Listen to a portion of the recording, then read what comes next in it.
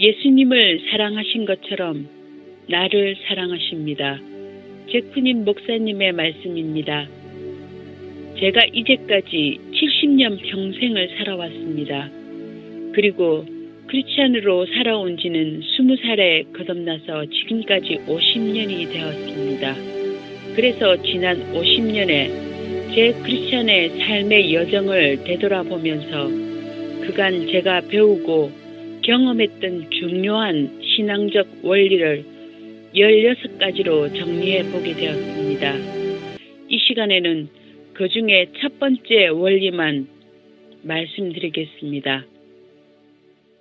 제 일생을 통해서 가장 큰 은혜 받은 구절은 요한복음 17장 23절 말씀입니다.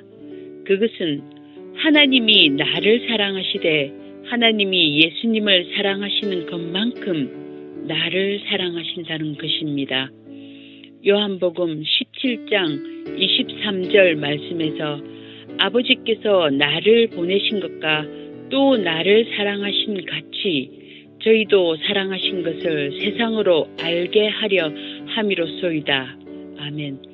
성경에 하나님이 우리를 사랑하신다는 구절은 여러 곳에 여러 다른 표현으로 많이 나옵니다만 위 구절은 특별히 하나님이 예수님을 사랑하시는 것처럼 우리를 사랑하신다고 말씀합니다. 이것은 곰곰이 생각해보면 놀라운 진리입니다. 막연히 하나님이 우리를 사랑하신다라고 생각하는 것보다 제가 위 구절을 통해 하나님이 나를 사랑하시되 예수님을 사랑하시는 것처럼 나를 사랑하신다는 사실을 깨달았을 때 저는 큰 은혜와 감동을 받았습니다. 그래서 저는 그 후로 이 진리를 한시도 잊어버린 적이 없고 기회가 있을 때마다 이 말씀을 여러 사람들과 나누어 왔습니다. 왜냐하면 이것은 너무도 중요한 진리이기 때문입니다.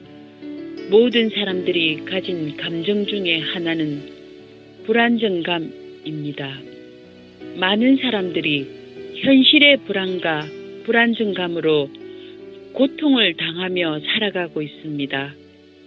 교회에 와서 열심히 찬양을 드리는 모습을 보면 아무렇지도 않게 잘 사는 것 같지만 사실 그들이 집에 돌아가서 7일 동안 살아갈 때는 그렇지 않은 것을 봅니다. 그들은 삶의 여러 가지 문제들에 직면해서 불안과 초조감 가운데 살아가고 있습니다. 제가 보기에 사람들이 불안하게 살아가는 그 근본적인 문제는 하나님이 나를 사랑하신다는 사실을 확신하지 못한다는 것입니다. 그저 관념적으로 그 사실을 알고 있을지 모르나 자기 삶에서 그것을 확신하지 못한다는 것입니다. 제가 예수 믿었던 초기에도 그러했습니다. 제가 거듭나고 세례를 받았으나 제 삶은 늘 불안했습니다. 제 삶에서 종종 용기를 잃었고 패배감 가운데 시달렸으며 우울함에 짓눌렸으며 남이 저를 쳐다보면 항상 어두운 분위기였습니다. 그런데 저는 그게 정상인 줄 알았습니다. 왜냐하면 제 주위의 신자들을 보니까 다 그렇게 살고 있었기 때문입니다. 그러던 중에 제가 성경 말씀을 한 구절 읽게 되었습니다. 요한 1서 2장 6절 말씀에 저 안에 거한다 하는 자는 그 예수님의 행하시는 대로 자기도 행할지니라. 그러니까 진정한 크리스찬의 삶은 예수님처럼 살게 되어 있다는 뜻입니다. 이것은 우리에게도 큰 놀라운 도전입니다. 당시 젊은 제게 그 어느 누구도 예수님처럼 살아라고 도전한 사람은 없었지만 저는 성경이 진리라고 믿었습니다. 그래서 성경을 따르기로 했습니다. 그래서 예수님처럼 살기로 작정하고 성경을 면밀히 읽어보니 예수님은 그 삶에 불안감이 전혀 없으셨다는 사실을 발견했습니다. 예수님은 결코 우울했던 적이 없으시며 용기를 잃고 낙심하거나 침울한 얼굴 표정으로 사신 적이 없으셨습니다. 예수님이 문제와 난간이 없으셨다는 뜻은 결코 아닙니다. 아마도 예수님이 당하시거나 겪으셨던 문제와 난간은 지금 우리 각자가 겪는 것들보다 훨씬 더 강력한 것들이었습니다. 그런데도 예수님은 결코 우울, 낭망, 침울하지 않으셨습니다. 그 이유는 예수님은 하나님의 사랑 안에서 안정감을 누리셨기 때문이었습니다. 쉽게 말하면 하나님이 나를 사랑하신다는 사실을 확신했기에 그 모든 삶의 어려운 문제와 난간을 넉넉히 극복하실 수 있었던 것입니다. 예를 들어 보겠습니다. 최후의 만찬을 마치시고 겟세마네 동산에 가셔서 기도하시고 예수님이 잡히실 때 제자들은 모두 뿔뿔이 도망갈 상황을 앞두고 있었습니다. 그 위기에 불안한 상태에서 예수님은 11 제자에게 이렇게 말씀하셨습니다. 요한복음 16장 32절 말씀입니다. 보라, 너희가 다 각각 제 곳으로 흩어지고 나를 혼자 둘 때가 오나니 벌써 왔도다. 그러나 내가 혼자 있는 것이 아니라 아버지께서 나와 함께 계시느니라. 아멘. 제자들이 다 흩어지고 예수님이 혼자만 남게 되셨을 때 자기를 잡으려는 무리들이 스스리 시퍼렇게 날뛸 때 그때는 정말 불안한 상황입니다. 그러나 예수님은 이렇게 말씀하시면서 마음의 안정을 유지하셨습니다. 그러나 내가 혼자 있는 것이 아니라 아버지께서 나와 함께 계시느니라.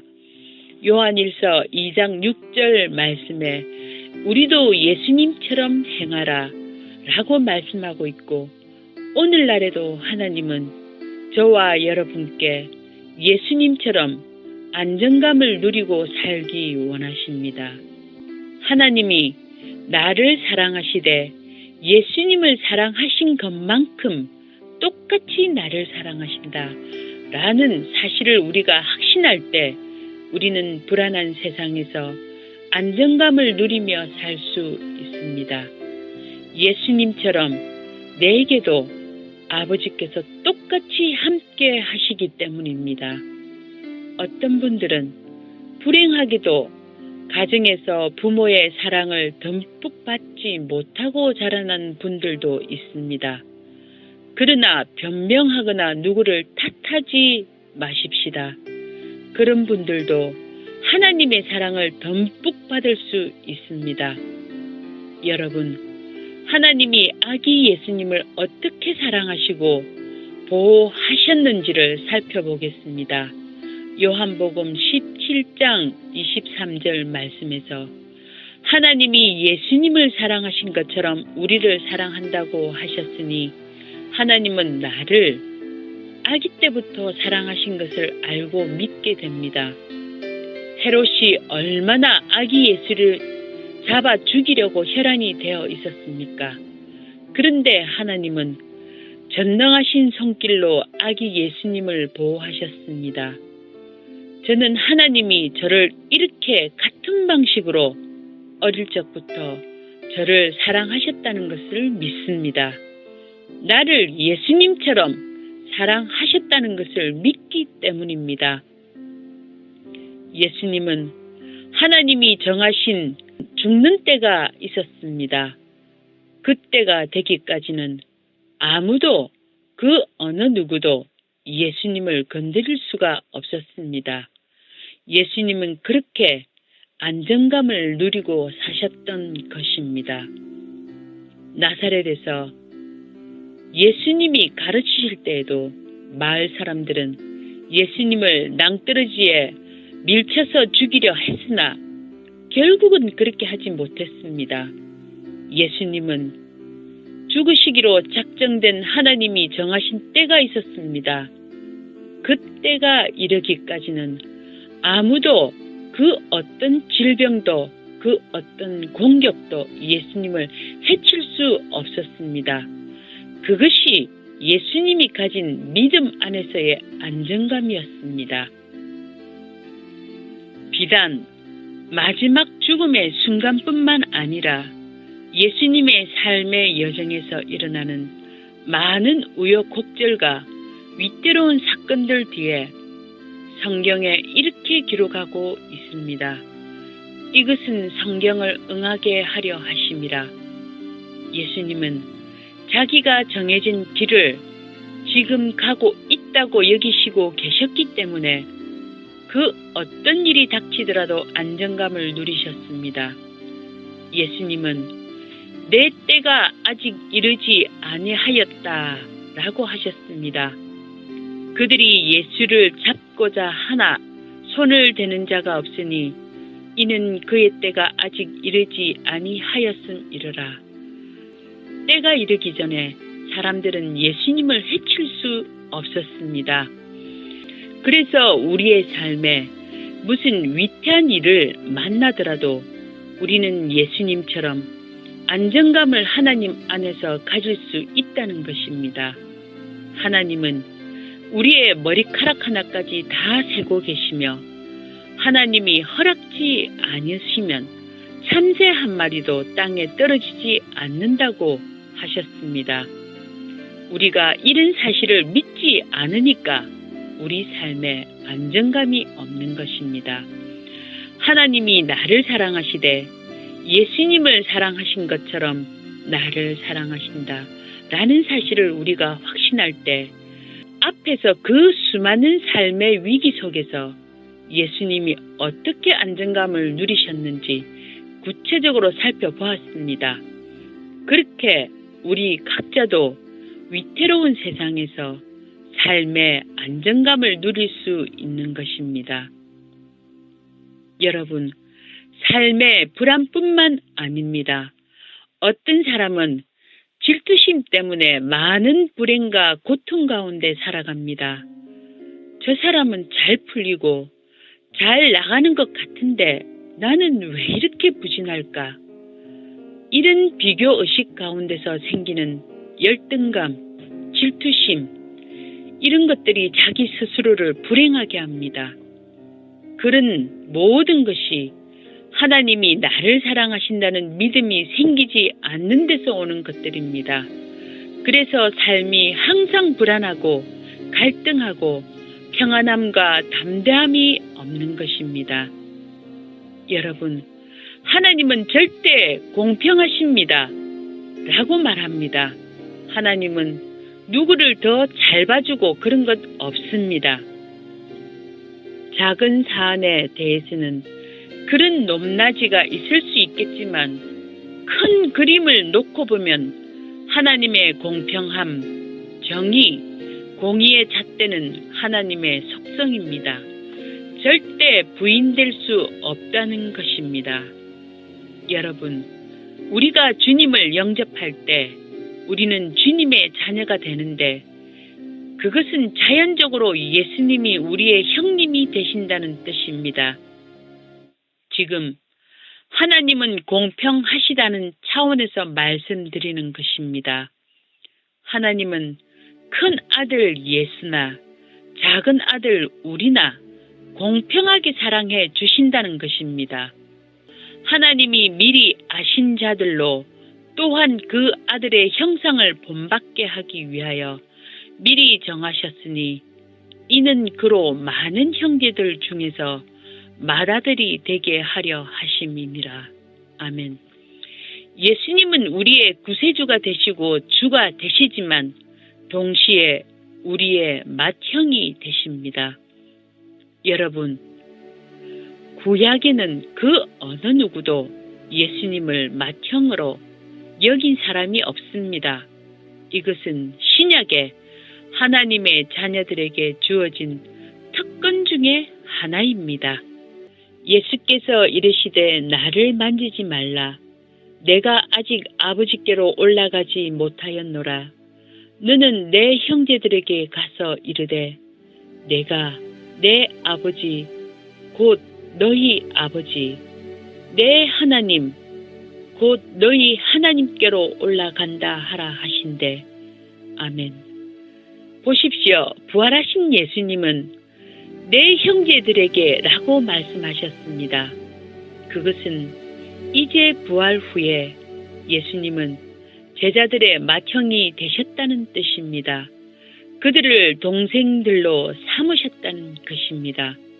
그러므로 우리가 교회에서 서로 형제님, 자매님 이렇게 부르는데 사실 그것은 매우 영광스러운 호칭인 것입니다. 예수 그리스도의 형제요, 자매가 되었다는 뜻입니다. 다시 말씀드립니다. 하나님께는 편애가 없으십니다. 절대 모두를 공평하게 대하십니다. 그래서 제가 서두에 말씀드린 대로 하나님이 예수님을 사랑하시듯이 그 동생인 우리들을 똑같이 사랑하신다입니다. 왜냐하면 하나님은 절대 공평하시니까요. 하나님이 나를 사랑하시되 예수님을 사랑하신 것처럼 나를 똑같이 사랑하신다. 그 사실이 제 삶을 바꾸었습니다. 그 하나님의 사랑을 생각하니 제 삶의 모든 불안감과 불확실성 가운데서도 저는 안정감을 누릴 수 있었습니다. 장래에 대한 불확실성에서 오는 불안감, 무슨 중병에 걸리지나 않을까 하는 불안감, 혹시나 하나님의 구원 역사에서 나를 빠뜨리지 않으실까, 이런 모든 불안감에서 저는 자유롭게 되었습니다. 하나님이 예수님을 사랑하시는 것처럼 그 동생인 나를 똑같이 사랑하신다는 것을 믿기 때문입니다. 이런 사랑은 여러분에게도 공평하게 주어집니다. 다만 여러분 각자의 믿음에 달려 있습니다. 아멘.